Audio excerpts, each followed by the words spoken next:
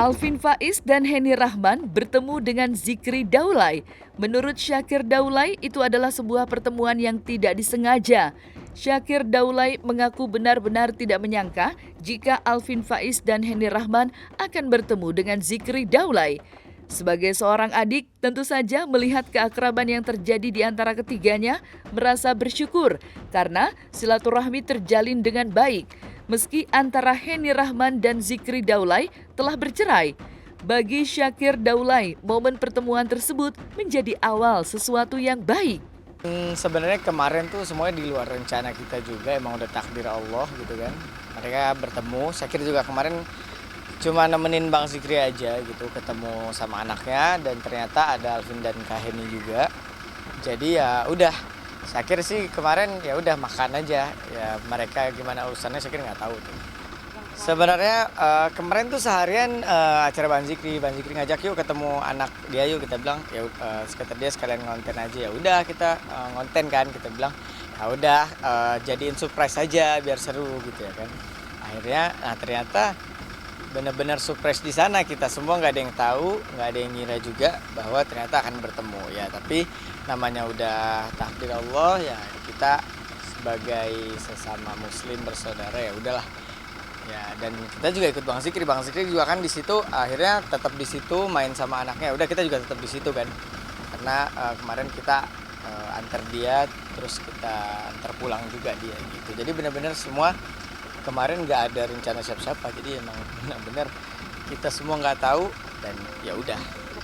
Yang sama Syakir iya, kalau nggak sama Syakir nggak tahu juga gitu. Pokoknya kemarin pas Syakir nemenin Bang Zikri, ya udah mereka dipertemukan oleh Allah Subhanahu Wa Taala. Dan ketika di majelis juga memang dua-duanya mau ngaji, jadi nggak ada yang rencanain, nggak ada yang maksa. Jadi memang ketemu di tempat yang baik juga, alhamdulillah ya, semoga jadi awal yang baik buat penyelesaian masalah mereka gitu. Ketika Syakir Daulay merasa sangat berbahagia dengan pertemuan ketiganya yang terjadi di luar dugaan dan tanpa rencana, maka di mata pakar ekspresi, hal ini tentu memiliki pandangannya sendiri.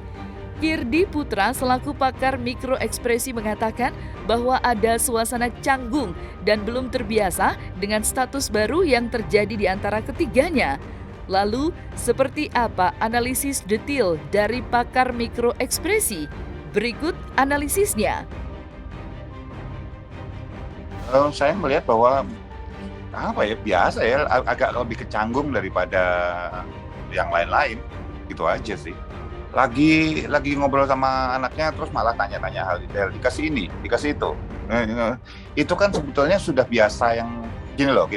Kalau saya tanya misalnya anak saya makan berantakan terus dikasih tisu basah, atau misalnya pampersnya pakai merek apa, itu kan bukan hanya hal yang terjadi baru-baru saja gitu loh. Ini anaknya nggak baru keluar kemarin loh, baru keluar terus ditanyain kok, itu udah lama loh, dan dia udah pernah beberapa kali ketemu juga, saya yakin gitu loh. Waktu kecil juga masih ketemu, masih lihat, masih ngurusin juga. Ini bukan hal baru gitu. Jadi kalau itu yang diulang, pilihannya cuma dua. Ini adalah untuk konten atau untuk memang dia lagi canggung. Nah, saya lebih memilih biar nggak kelihatan kayak settingan amat, buat canggung deh gitu loh. Lebih canggung sih kelihatannya gitu loh. Bisa jadi karena memang ya nggak ngerti ya, kan orang di belakang layar sama orang di depan layar kan bisa aja beda. Nah ini tiba-tiba istilahnya ada sesuatu yang harusnya di belakang layar, belum selesai banget urusannya, masalahnya, terus tiba-tiba ditaruh di depannya dia, ya supaya dia nggak salah segala macam, ya dia akhirnya mengulang pertanyaan yang sudah nggak penting. Terus kemudian nanya, kayak orang kalau misalnya lagi canggung gimana sih, nanya udah makan gitu, barusan makan padahal bareng gitu, nanya udah makan juga gitu loh misalnya gitu. Jadi lucu gitu aja, lebih kecanggung saya sih melihatnya. Ya bisa jadi canggungnya karena Alvin, karena kalau misalnya ketemu cuma anak sama istrinya doang, ya ngapain canggung gitu kan. Bisa jadi ini karena ketemu dengan suami baru mantan istrinya, plus suami barunya ini adalah sahabatnya dia, ya wajar kalau canggung. Ya siapapun di posisi dia kemungkinan besar akan canggung. gitu. Bukan cuma buat dia, si Alvinnya sendiri saya rasa canggung, cuman karena dia pakai kacamata hitam, pakai masker segala macem, nah nggak kelihatan aja gitu. Ya gimana ya, satu itu terlalu begitu cepat. Kalau misalnya ada yang bilang kecewa segala macam, saya pikir itu mereka itu ini pembaca pikiran aja gitu, bisa tahu kecewa segala macam. Bahkan ekspresinya aja hampir nggak kelihatan kan gitu. Jadi buat saya lebih ngambil jawaban aman dari yang pertama dilihat dari beberapa perjumpaan dengan anaknya segala macam. Canggung aja, bukan masalah kecewa, bukan masalah apa, lebih ke situ. Gini. Kalau dibilang bahwa dia misalnya nih ya, dia rasanya masih nggak terima, berarti dia nggak percaya bahwa jodoh udah diatur. Itu bahasa lainnya. Kalau mulut dia ngomong jodoh udah diatur lah ini segala macam, berarti itu cuma mulut doang, nggak dilakuin bareng tindakan. Karena kalau misalnya memang bareng tindakan dan percaya benar-benar, kita percaya benar-benar jodoh udah diatur, artinya ya udah ikhlas. Ini orang pilihannya kalau misalnya dia masih ada yang masih megang sesuatu dalam hati, masih ada yang belum lepas segala macam, artinya dia cuma nggak percaya jodoh udah diatur, gitu aja. Ya, kalau benar-benar percaya ya sudah, soalnya biasa aja. Nah, adapun masalah mungkin masih sedih atau masih bingung, masih canggung, bukan masalah nggak ikhlas ya, tapi masalah masih canggung aja gitu, misalnya yang terjadi. Bisa jadi karena memang nggak enak, gimana ya, mantan istri sama sahabat gitu kan rasanya aneh. Di antara cowok kan ada brotherhood soalnya gitu kan. Nah tapi ya dibilang Alvinnya juga salah, enggak, yang namanya juga cinta, terus gimana? Gitu sih yang saya lihat. Satu, ekspresi tidak bisa melihat keretakan atau nggak retaknya dalam hubungan seseorang.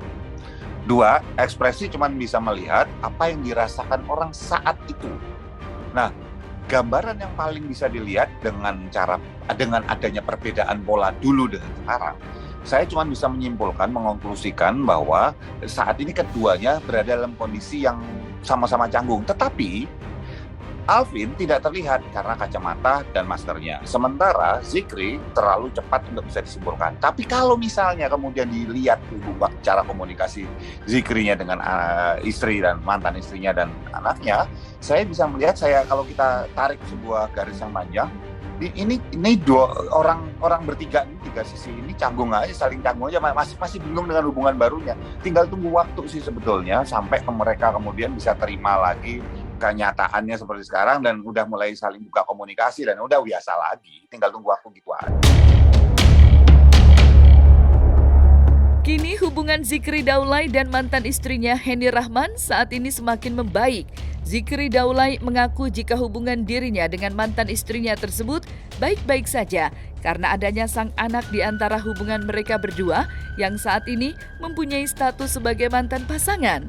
Enggak, karena kenapa nggak aku bawa juga, karena memang komunikasi aku sama mantan juga bagus untuk persoalan anak. Jadi kita bebas, mau jenguk anak kapan, mau video call anak setiap hari pun bebas, lewat siapa aja. Sama neneknya, sekarang aku juga udah punya babysitternya, udah 2 bulanan belakangan ini udah ada babysitter, jadi udah bisa lewat siapa aja lah gitu. Dan bebas bawa anak, mau seminggu ke aku tinggal diskusin aja gitu, bebas itu. Dari awal selalu aku bilang, kalau dari aku pribadi aku pastikan nggak bakal canggung sih gitu.